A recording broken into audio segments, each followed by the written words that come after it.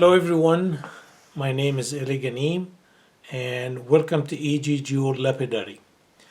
Today I'm going to talk to you about Welo Opal. A lot of people were asking and trying to cut Welo Opal and they're having problem with it. So I figured, okay, maybe it's time to put a video up and show you how to do it. Now, the Welo Opal was discovered by a farmer in 2008, December of 2008, in a town called Tena in Ethiopia. And it was in the Wello province.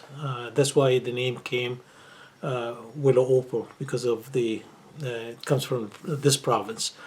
The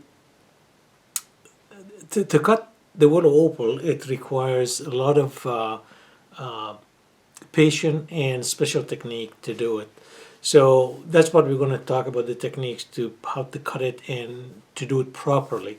Now, I don't know if you know that or not, but this type of opal, it's hydrophane. What I mean by hydrophane is that when it's soaked in water, it will actually, the base color, it will go away. So you will lose the color and it will look clear. Sometimes it actually will highlight the color and or sometimes it's going to make it vanish. The reason for that is that if you look at the Welo Opal under the microscope, you will see actually almost like very thin tubes in it that will actually absorb the water in. And if I take one, this is a small one, but if I wet my finger and put it on, actually it will stick. It will try to suck the water that I have in that I put in my finger. So it tried to suck it out. Very hard also to get it out. Anyway, so if the colors vanish, don't worry about it, because usually it will come back later on. And we're going to talk about this. Once the opal is cut properly and polished, dried and polished, it will be one of the brightest opal in the world.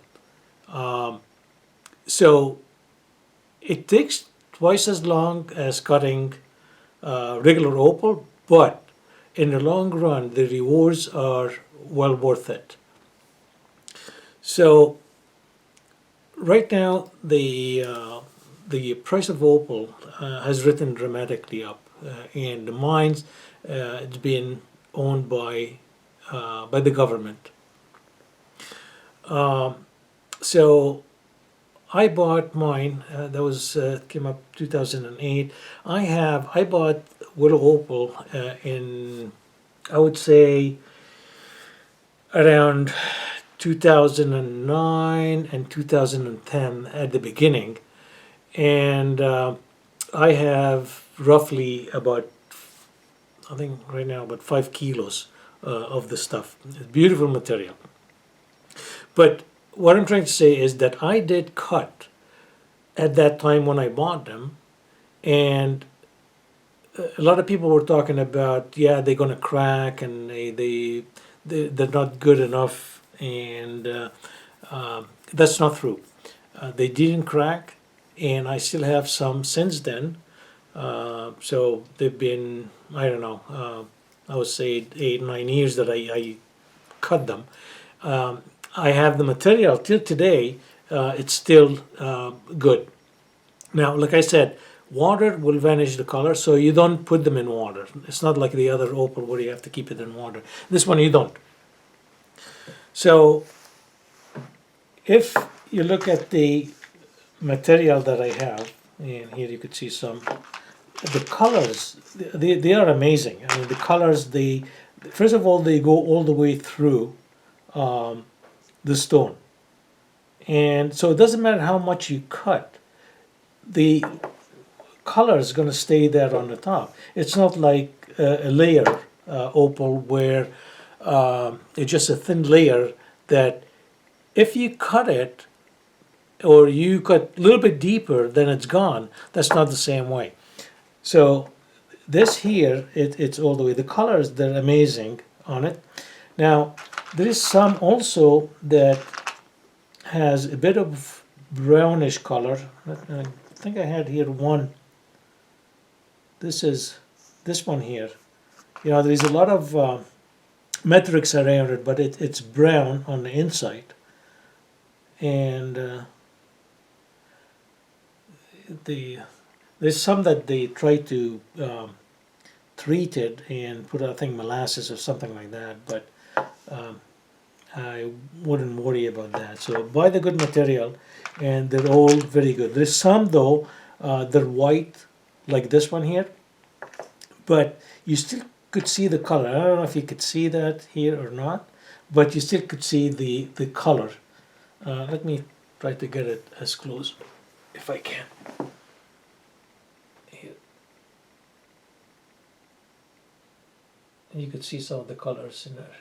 So even that, you know, when you cut it, it's perfect. But there's different grades also of colors. And the one that has like this one here, which is more what I call them pins that's showing up in colors. These are more expensive than just the flat one like that. So even this one is nice, beautiful. But so these here, they're a little bit more inexpensive. If you can get them, they will be worth it. What you need to know also, here's another one. So now the material comes in with the matrix around it, and try to get that matrix away. It's almost like sand and clay, but it's kind of hard. And you don't want to keep it around before cutting, because once you get the water on it, it might expand and crack your stone. You don't want to do that. So try to get as much as you can.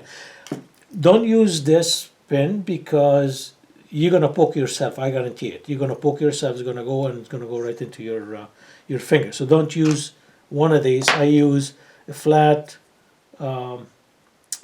this ruler, steel ruler, and just go in and try to clean it up as much as you can. But then you're going to grind them off anyway. One thing you want to do, because like I said before, since the color is going to disappear, what you want to do is you want to make sure that you figure out where is the top of your stone and where is the base of your stone. So now you could see actually the colors before you start cutting and get the water on it and the colors vanish. So once you determine where is the base is and where the top is going to be, then go ahead and start cutting. So if you take a piece like that and says, okay, well, this looks nice here, so I'm going to round it from here. I get nice colors, and then you look at the back and say, well, okay, this is better, you know. So you might decide on, okay, so where is the base and where is the top, and you start working from there. Once you determine that, then you know at least where you're going from that point on. Another thing that you have to worry about, or you got to watch for, is the metrics themselves. Even though you see them on the surface, and if you think that if I take it out, you see how easy it goes, but if you take them out, you actually don't know how far they go in, and sometimes they will have just a pinhole that's going deep enough. So when you cut and you say, okay, this is my surface, and all of a sudden you have a pinhole right on the top, it creates a problem, because what are you going to think that you're going to be doing is, okay, if I cut it further down, that will take it away. But maybe it won't, because if it's deep enough and you keep cutting, you're actually taking from the whole surface. So at that point, you got to decide: do you cut it at that where the pinhole is and cut it out, and then make two pieces instead of one? That you're going to lose quite a bit of material. So that you have to decide while you're cutting. But this is one of the problem with the metrics going into the opal. But once, like I said, once they're done, I get some here like this one here. You get all these pin color, like pinpoint. You could see it. I don't know if I show it to you close enough, you'll be able to see that or not. Yeah, look at this.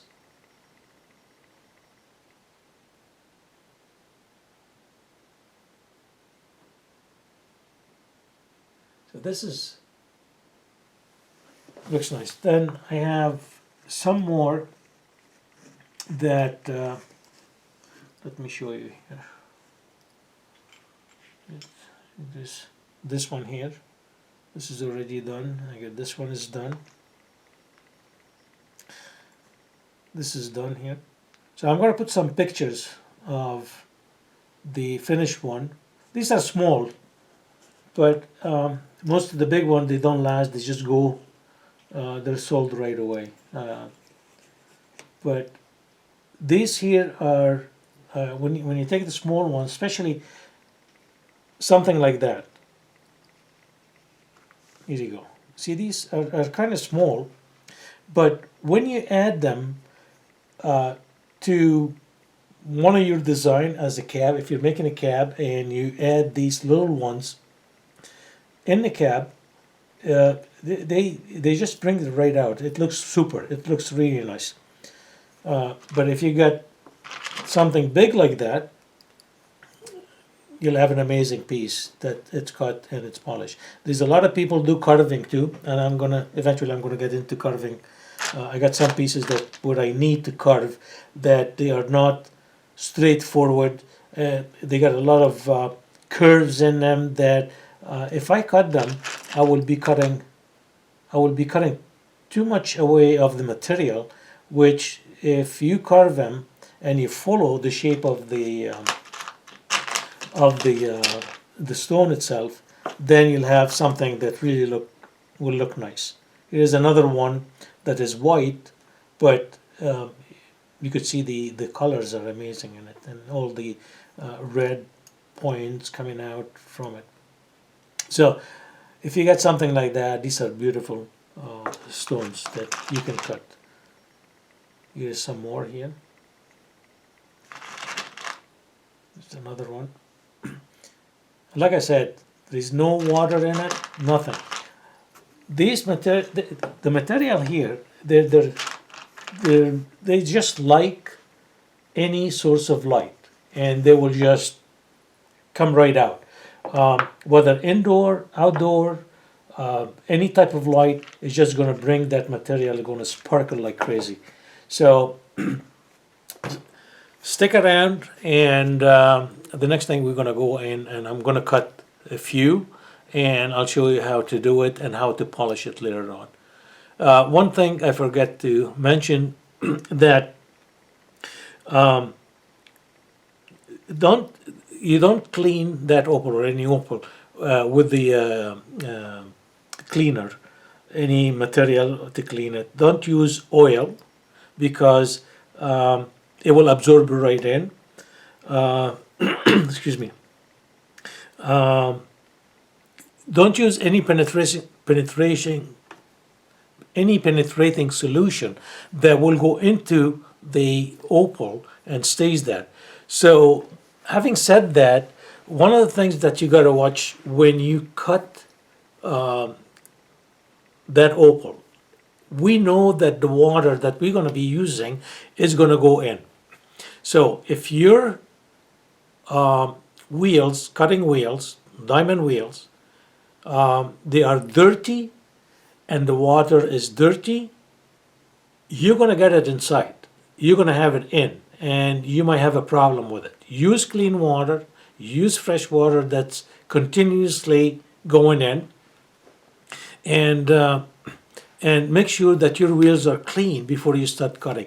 For instance, if I'm cutting material that uh, similar to cobalite material, which is silver, and this is black color with the silver in it, but everything turns black. Everything turns black. The wheel's going to be black. I have to clean them first. I have to run or cut something else before I go in and cut my Welo Opal. So make sure that your wheels are clean and your water is clean. So stick around and let's go in and see some cutting, and I'll see you in a bit.